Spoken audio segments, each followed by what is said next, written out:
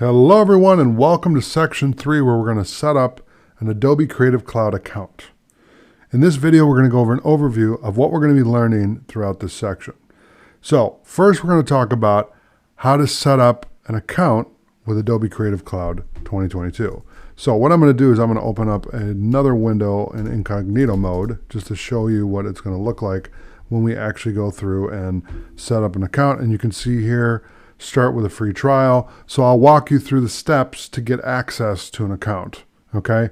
And then once we have access to that account, then we're going to be opening up another window right here, which is Creative Cloud Web, okay? And this is going to be the core of the course where we're talking about all these different interfaces and whatnot, okay? And I'll go through that in each section that we talk about, okay? So that's what we're going to be learning in this section. So thanks for watching. I'll see you in the next video.